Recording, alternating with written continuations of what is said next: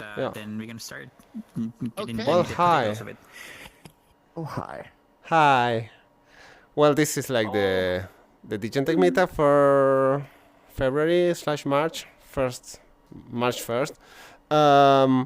So this one we are doing it in Resonite because Peter has a lot of assets in Resonite and he's great and he can do a lot of explanations about RF technology, RF development in Resonite. And that's what we're going to do today. I am Peter. I'm an electrical engineer. I work my background is in RF systems and also in power. So big batteries, AC, DC stuff, and also RF. So the magical art of making things resonate. Digital, not my thing. I was analog, absolutely. So we're going to go on a cool little journey today from DC to daylight, direct current to infrared, and show you the background of radio frequency, electromagnetic radiation. So let's first do some things here. Let's define what is RF. RF is a part of the spectrum. I've got a cool chart here. We're gonna bring this into view.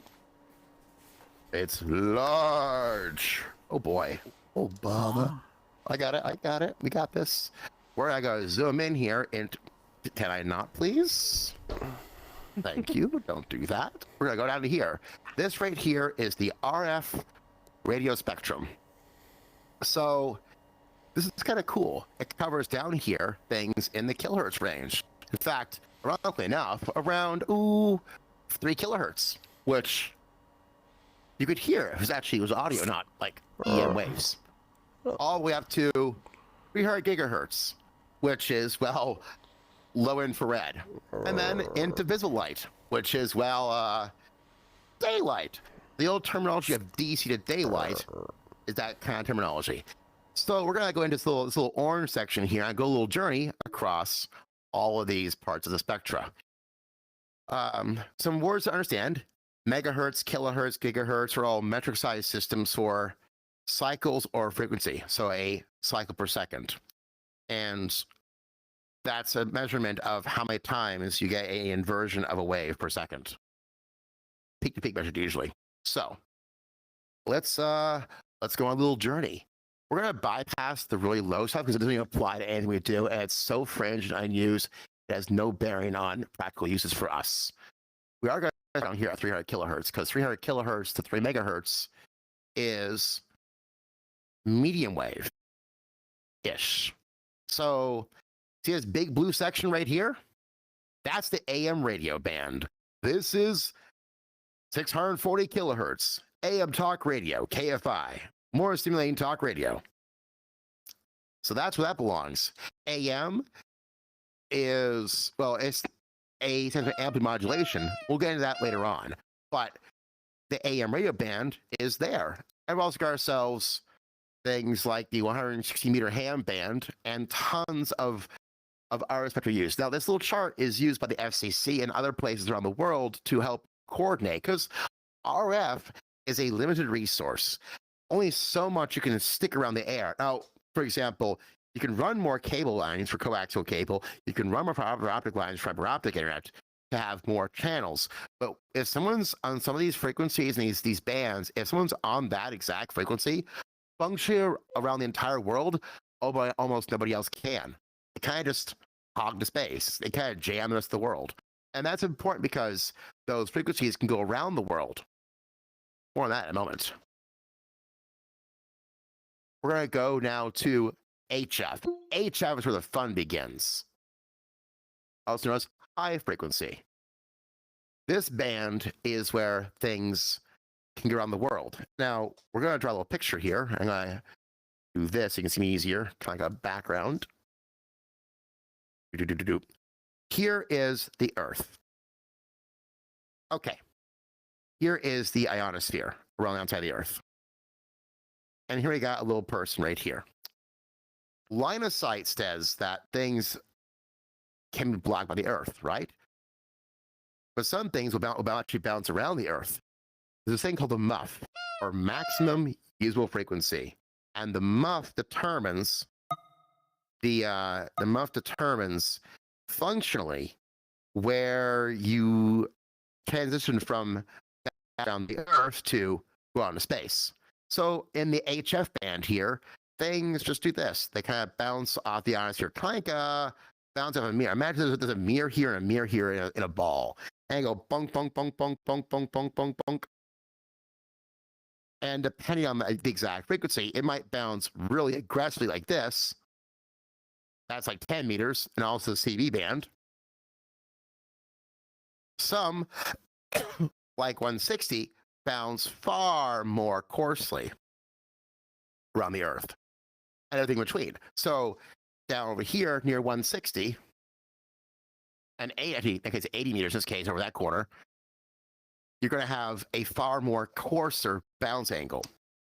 And that lets you kind of determine things are. If your friend you want to talk to is here, and you got a friend who lives here on the Earth, well, you really can't talk to them easily because it's going to go right over their head. You might hear some signal, but it's going to be kind of very, very weak. So by adjusting the operating frequency in different parts of the band up here, you functionally can choose where it lands, if you will. Kind of like rocks even off a pond. And keep in mind, when it bounces off these layers and the Earth, it does absorb some energy.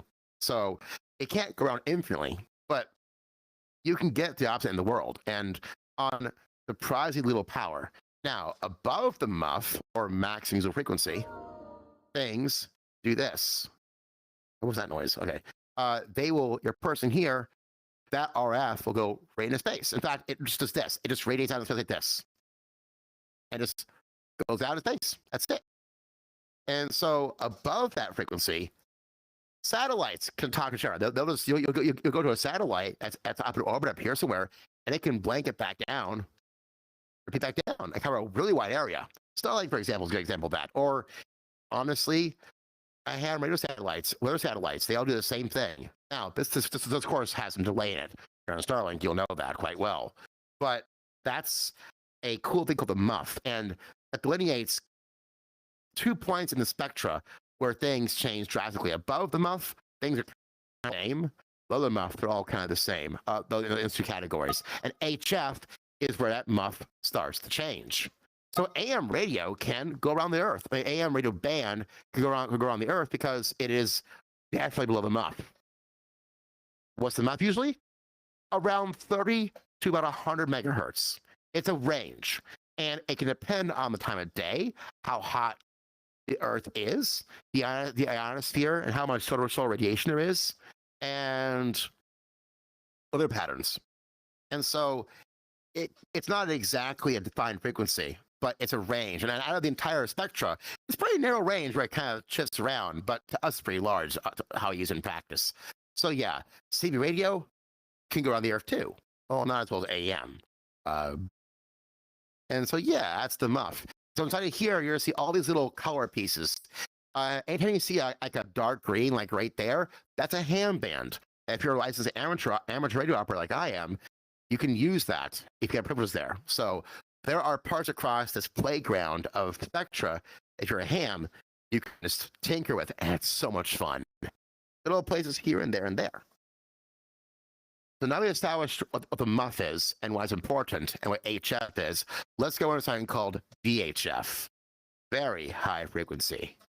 VHF is where you find the commercial FM broadcast band for This is 94.5 KLTLP Cedar Falls Radio, Iowa.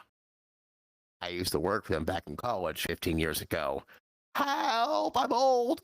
So that is absolutely. Current temperature outside is mostly cloudy. High chance of thunderstorms tonight here in Oregon. Later on, snowfall, but low 45 degrees Fahrenheit. Sorry, I missed broadcast. So down here we have broadcasting. This is low VHF, if you will, and over here you see 30 megahertz, and then you see over here 300 megahertz. Notice the theme here? They go 3 to 3s. There's some cool math behind that, which we won't get into this episode. That's a recurring theme. So we get channels 1 through 5 up to channel, I believe it's 14 for broadcast for your TV. Right here, 88 megahertz to 108 is your FM broadcast band. Above that, you get aeronautical navigation, aeronautical radio. So like 121.5 megahertz, was actually a very popular EL3 frequency for stress beacons for over 50 years. And then you got up here, the 2-meter ham band, more broadcasting for TV. And it makes sense, right? Because TV can't receive more than basically the city you're in, or maybe even like a little beyond that. Even at 1 million watts output on some TV transmitters, it won't go, across Texas, for example, because these frequencies are line of sight. Now, what does that mean? Line of sight means if I can see their antenna, if I have binoculars or a telescope, but I could really see the antenna, that is line of sight. And you can actually go through trees too. Trees kind of disperse a tiny bit, but functionally, if the earth isn't blocking it or a really big building, it's line of sight. And so the air doesn't block it. It absorbs a tiny bit, but actually the air and the atmosphere doesn't really absorb much to get into gigahertz band stuff. So you can go and sure, like the ISS is up there at 250 miles in space. A 5-watt radio you hold in your hand, the size of a Raspberry Pi, if you will, right? Well, mini computer, can go all the way into space because it's line of sight. There's a thing called Meshtastic someday. Look at a thing called Meshtastic. You can go hundreds of kilometers of Meshtastic on 100 milliwatts of RF. Cool stuff. So let's segue back into the chart here. That is the VHF band, or very high frequency. Then UHF. UHF covers 300 megahertz to 3 gigahertz. That includes the upper end of TV broadcasting and also, surprise, surprise, near 2.4 gigahertz, your microwave oven works in this area. In fact, it's a smooth oscillator.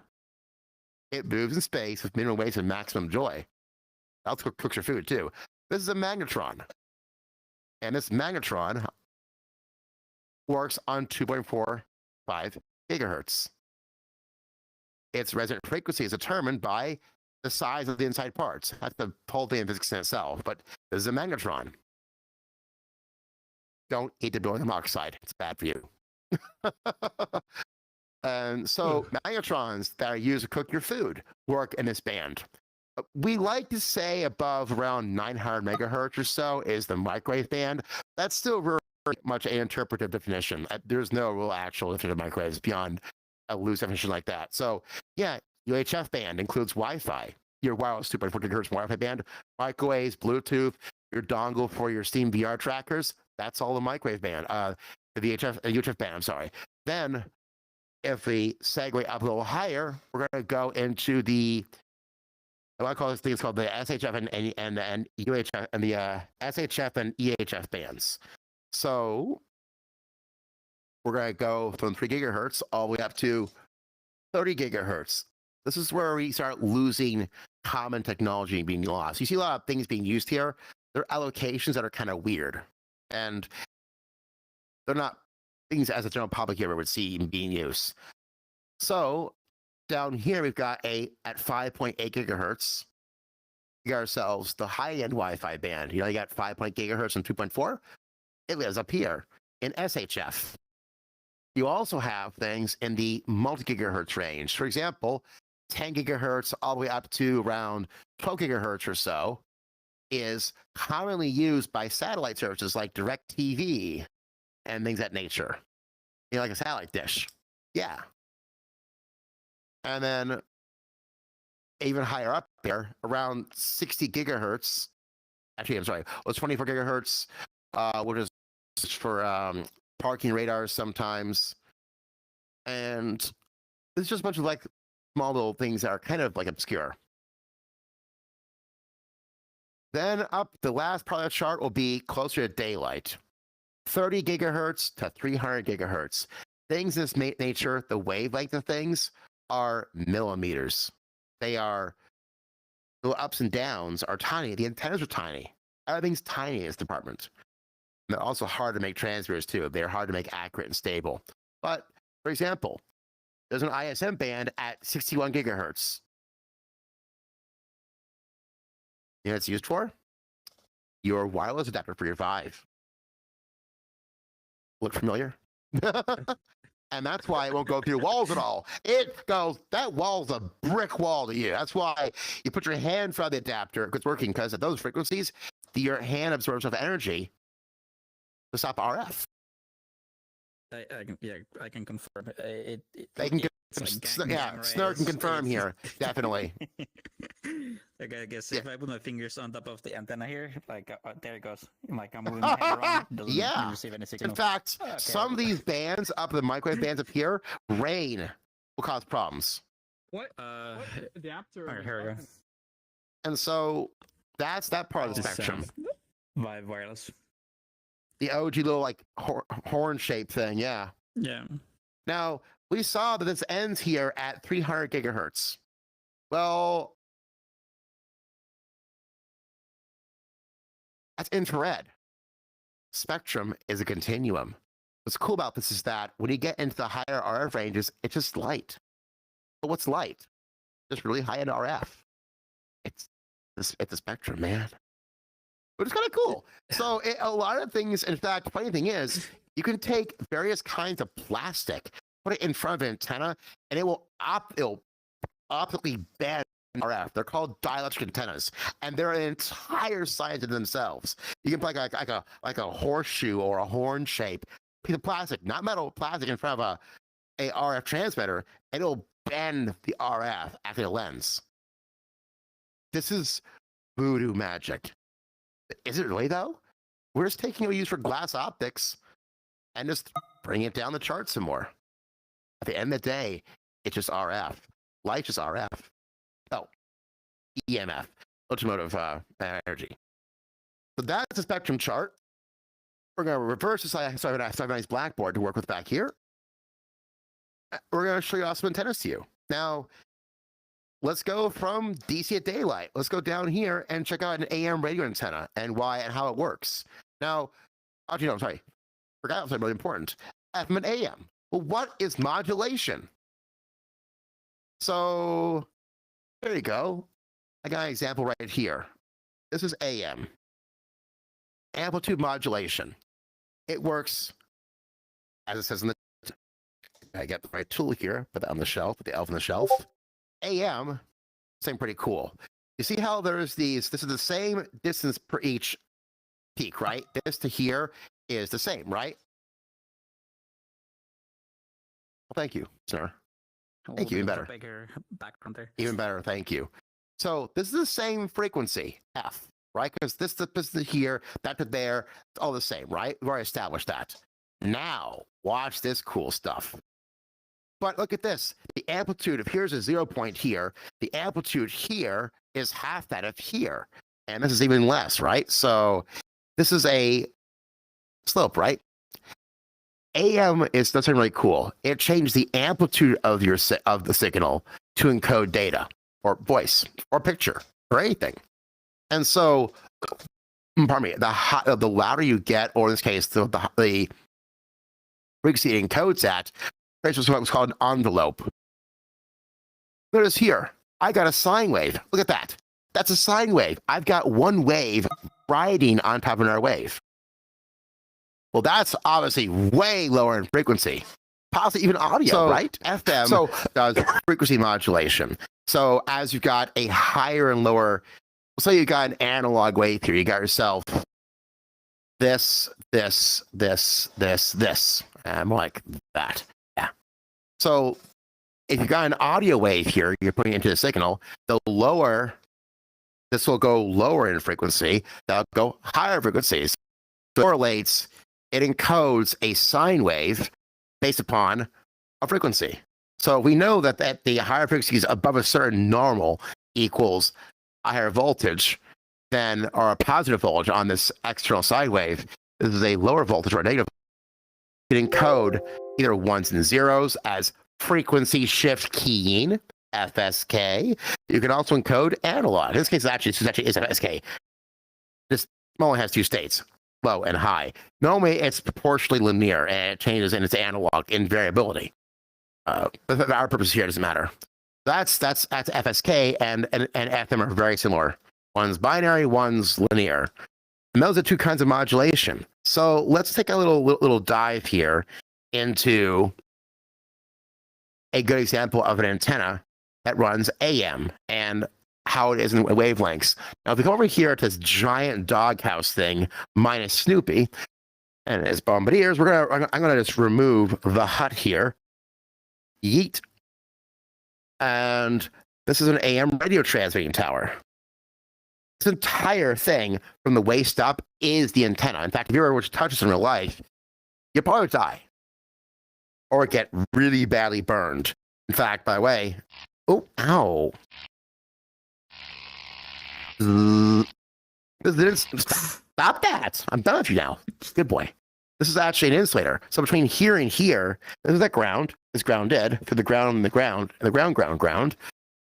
And above here is the literal antenna. It's kind of like on your car antenna, how you have a little plastic bushing, and then you got the metal rod top of the car. That's the same thing. It's a lot larger.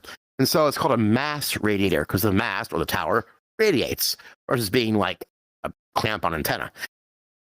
And if you come around the corner, something cool about these mast radiators here is something called Austin rings and Johnny balls. Yes, that is the literal term for it. So this ring here doesn't touch this ring. These rings act as a transformer. So you gotta get a blinking red light on a tower so no one runs into the tower of an airplane or a helicopter, for FAA safety. So how would you take 120 volts, 240 volts European voltage and then put it onto the tower without shorting the tower out to ground?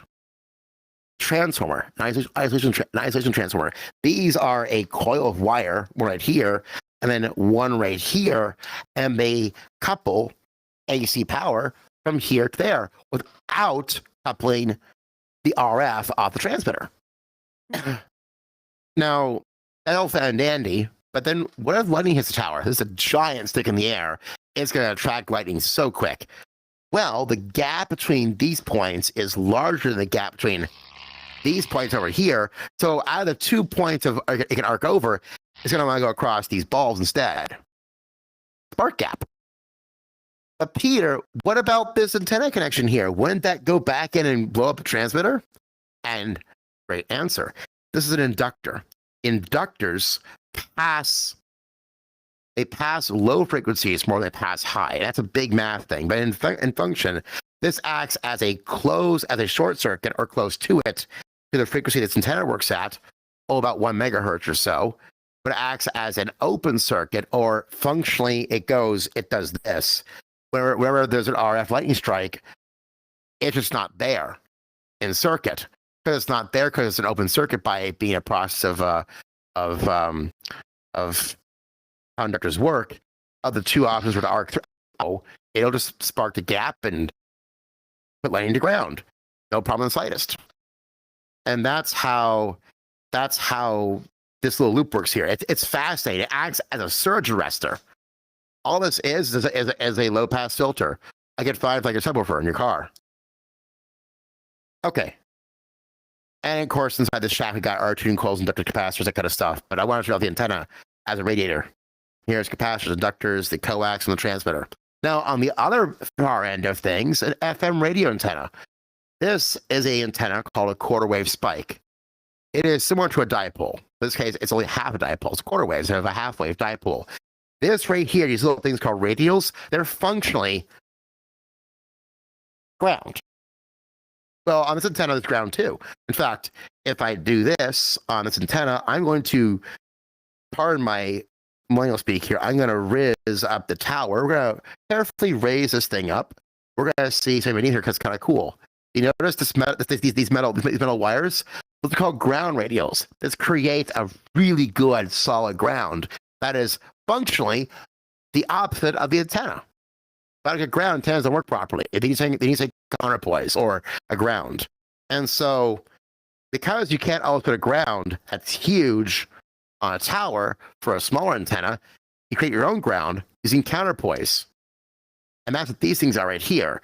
So these are all the negative side of the antenna, positive side, functionally. And that's the coax. But yeah, this thing scales. So that'd be for a higher frequency, for a lower frequency. Let's be for a higher frequency. In fact, at 900 megahertz, it would be about that big. For 2.4 gigahertz, it would be about that big. You can almost eat this thing. That's just why your little Wi-Fi antenna is just fine in the bezel of your laptop screen. It's about 2 or so inch long antenna. That's it. Now, this is a non-directional antenna. It puts energy out in something called a polarization pattern. So out here, this antenna has a close cousin. I'm going to grab right here. Right here. You're good. This is the RF output it puts out. Functionally, just like I got like the sides right there, like this. So this puts energy out in a bit of like a bulge, if you will. But notice there's no energy in the middle. This is actually an empty hole. So if I was aiming this at you, you wouldn't get any signal, but you would starting about here. It's more, less. So think of it like a diagram. The further away you are from the middle point, the stronger it is. So, for example, this is maximum energy, minimum energy. It's kind of like a 3D graph showing you RF output, where it's kind of like a shadow diagram. That's one antenna. Its cousin, the 5/8 wave spike, that's something very similar to this. But notice how on this antenna, it's a lot the same height antenna, same antenna resonance. This has actually got more magnitude, but it's more squished. On this antenna, it puts out very little energy above the horizon, but a lot towards the horizon. So for like a normal like broadcast station, you'd use a 5/8 antenna because it covers more of flat land and it's not wasting the energy in space. That's up in space, right? So, heartburn. That's two kinds of standard vertical antennas. Another antenna we use for RF is a helical antenna. These are used between about the size you can make as large as you want as far as like frequency is concerned, but practically they're used between about 100 megahertz and into the gigahertz band range. These are really cool because each spiral adds more gain. So you can get massive amount of gain out of these things. Now, each spiral makes it aiming at you more and more narrow. Think of like a lens on a flashlight. So if you only have like 2 spirals, it's kind of like this. Anything in the general 90-degree cone of acceptance, you can hear. So you still hear it right here. But these many stages of gain, this is damn near a laser for RF. In fact, if you're off by more than a degree or two, I remember that. I'm sorry. Thank you. Yes, I'm dumb. Hi, camera. I'm sorry about that. I'm dumb. On this one, this antenna is about this wide. The more stages of gain you have, the more directional the antenna is. This one's almost like about a 2-degree beam width. So 2 degrees. Think of a flashlight. You got just our spotlight kind of thing. These are popular again for the microwave bands. And you'll find a lot of them used for satellite communications, like from NASA back in the 60s. They're just not good for things that are lower in frequency because they get kind of big. Like for 2 meters, about 100 megahertz, it's not this big. This is more optimized for 900 megahertz or gigahertz band. A Slinky modified for the Wi-Fi band is the exact same thing. Did you see a hack online? Oh, it is. What else we got? It's kind of cool for antennas here. What else should I cover? That's important to note. Things worthy of note. Let's go to the EM thing. I kind of remember that. I just realized that. Yeah. So this is an EM wave. An EM wave, helical antennas aside, tends to have a polarization angle. So on one part of the EM wave, you got yourself the voltage. On one side, you have the magnetic field. So, and they're using something called the right-hand rule and the left-hand rule to show you how things are corkscrewed and put together. But the important takeaway is that if you have an EM field that is doing this, and they're not, and your antennas aren't aligned properly, you won't get any. You'll get no signal. Now, this comes off the antenna, kind of like this. In fact, we're going to grab that spike antenna. We're going to shrink it down a bit here, make this larger. This comes off the antenna like this. And it just resonates out. So obviously, if you have 2 antennas that are at right angles themselves, you get way less signal. This is going out in all direction like this. This actually is functionally one ray of light, but imagine just being on this one plane like this, infinite amount of plane. It actually comes off like this too. That diagram I showed you comes off like this, but it's all, it never twists though. It might be at various angles like this, less and less here, more and more here, right? That whole diagram of that whole thing. But you don't, if you have one antenna sideways, now it expects it to be horizontal. That's called cross polarization, and you lose a lot of signal in the process. And that's a really fascinating problem. For example, if you ever got a walkie-talkie, right, and you have an antenna on top, and yours is, mine's vertical, and yours is not, well, we're crossing the streams in the wrong direction. This will result in less signal. Having all the antennas in one plane helps. Even this breaks things. This does not. If they all are on one axial plane, like one plane like this, even up and like this, that's good. That's why you find a lot of things that are from a lot of mobile radio antennas are vertical. Now TV antennas are horizontal. They're a Yagi antenna. I'll break out those next. Yagis are pretty cool because Yagis are directional, kind of like that a helical antenna. If I go to prefabs, EE components, and I go to RF, and I go to a Yagi antenna. So a Yagi antenna does something really cool. It's got a front to back ratio in lobes. Now, regardless of how you turn it, like this initially, notice how there's a lot of signal in front, some in the back, and then a little bit off the sides, but a lot in the front. Like 90% of the energy this antenna is inputting or receiving has to come through or go into or enter out of in the front direction. It's called the main lobe. Now, what's cool about this is that a Yagi antenna, if they're lobe to lobe, is kind of like two telescopes staring at each other. Super narrow band, less distraction, less noise, and it focuses on only one other thing. Downside is that if you do this, they can't talk to each other. They're not aligned. So you'll see everyone in a house have their antennas all pointing in the same direction at some mountaintop. That's because their antennas pointing at the main transmitting antenna. The one at the antenna at the TV station is omnidirectional. It's like that round one, right? It goes in all directions. But you can suck in more signal. And the cool thing about a Yagi antenna is this. This is maximum transit power and maximum receive free amplification, if you will, right? It's deaf in these other corners. In its whole like area here and most of the back, it can't hear much at all. But if there's any kind of noise, RF noise, like another transmitter or like someone's lawnmower ignition coil causing noise, it won't pick it up. It just hyper focuses on one direction. So you effectively get more signal and less background noise. Downside is you have to aim the thing to actually get to aim what you want to talk to or receive from. For a TV transmitters don't really change location very often, so not a problem. Yagi antennas are cool.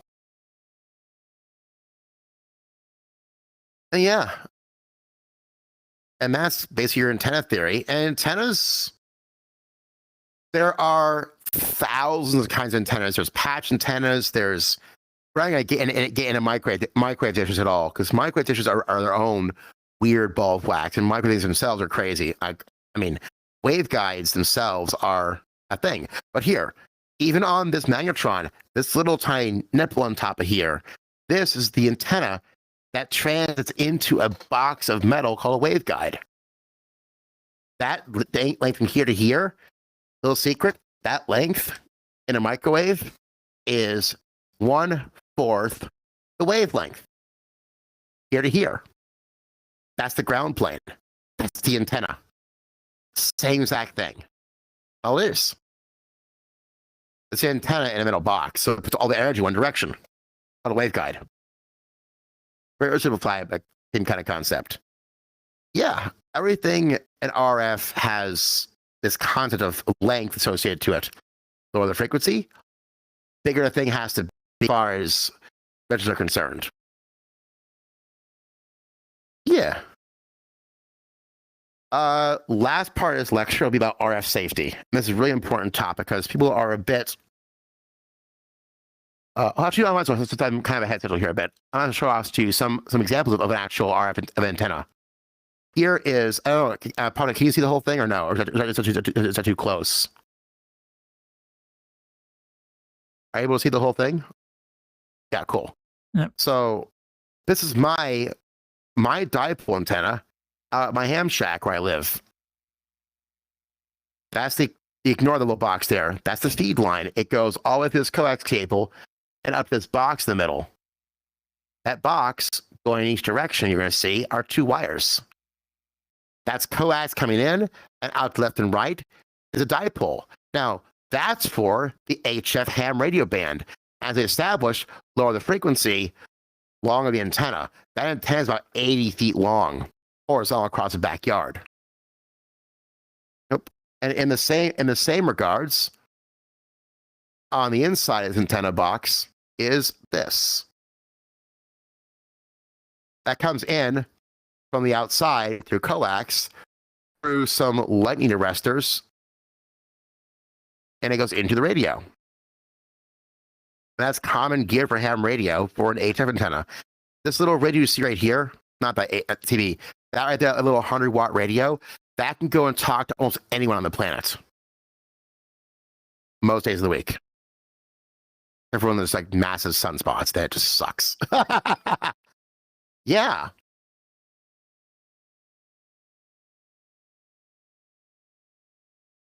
It's crazy how a thing the size of smaller than a lunchbox and a glorified clothesline can run around the entire world. Here. Let's go, and I'm going to show you the RF safety chart. I think I got it for you here. File, RF safety training guide. This is courtesy of MIT.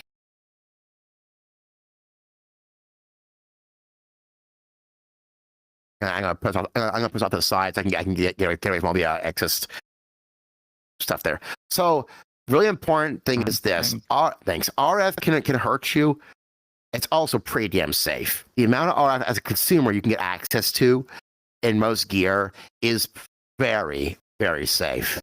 You're more likely to get killed by your car battery and an acid splash from a car battery than you are getting burnt from RF.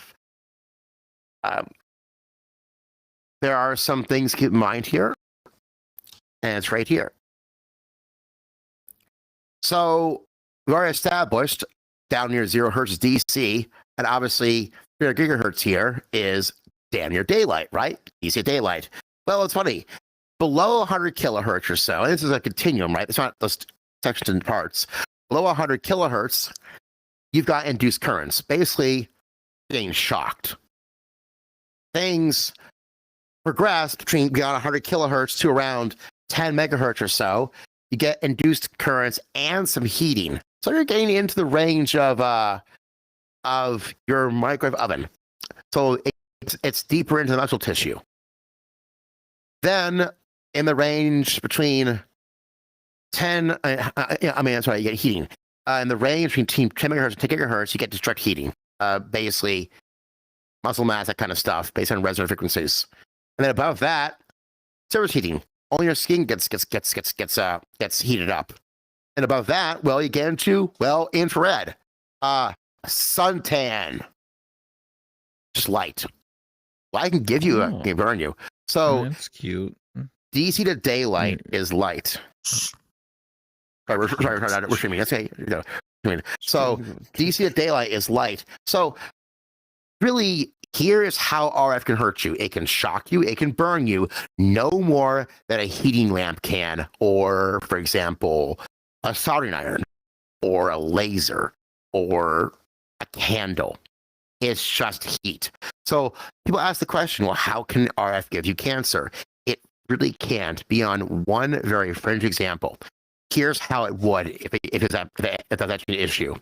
If you, for example, have so much heating in your balls that it causes there to be DNA splitting, you would have already had third-degree burns. You're dead anyways.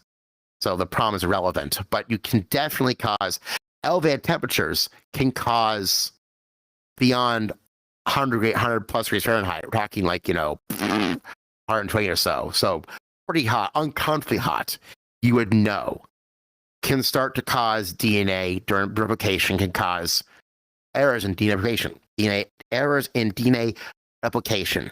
This can cause cell mutations and eventually, through a very long path of bad telomeres, cancer. So no, you grabbing an 8-watt radio antenna will not give you cancer. You dropping your nuts on an AM radio tower for 25 years might. So you're more likely to get cancer from daylight than RF. Look at because at the end of the day, RF energy and energy are one and the same thing. They're a continuum. So the terahertz band, aka UV, has more inherent energy being a higher frequency for a given amount of power output than CB radio or like your Wi-Fi access point or 5G. 5G is closer to direct current in a car battery than infrared is to basically UV in its range of being a danger. So you really have not much to worry about at the power levels that you as a consumer get access to. Even a cell tower at 300 watts per antenna is a very low risk, even getting an RF burn.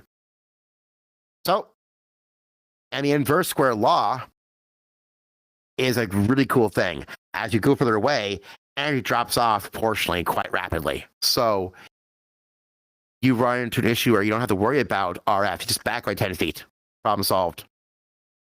Or mount to its energy. Or so. That's RF safety. It's people are afraid of it, and they shouldn't be from the standpoint of that. Just don't grab a CB until transmitting. You might get a burn.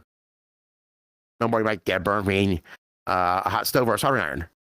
But yeah, that's today's talk on RF. I hope you enjoyed it. It's unscripted mostly. It's just me rambling off I know off my head. Any questions, I'm here to answer them. I'm more than happy to go into a deep dive at any point in time and get into like how coax works and waveguides. This is a really, really, really just crash course for half an hour or so on how the magic of RF is and how it applies to you.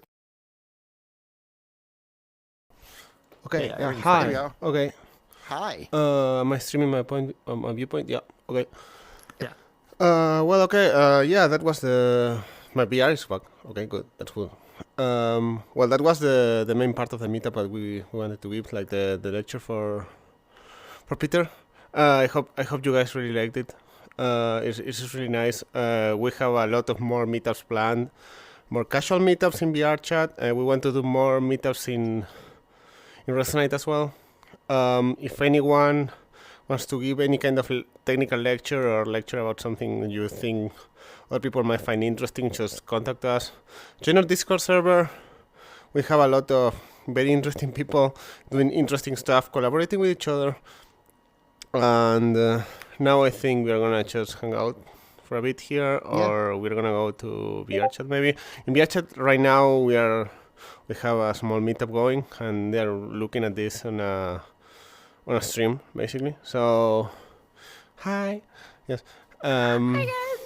I think maybe we should go there. If anyone has any question, just ask on the stream, on the Twitch, or just on the Discord server, or wherever you want. Like Peter is more than open to answer any questions. And Absolutely, such. I'm more than happy just there's the time answering queries about RF or that kind of stuff.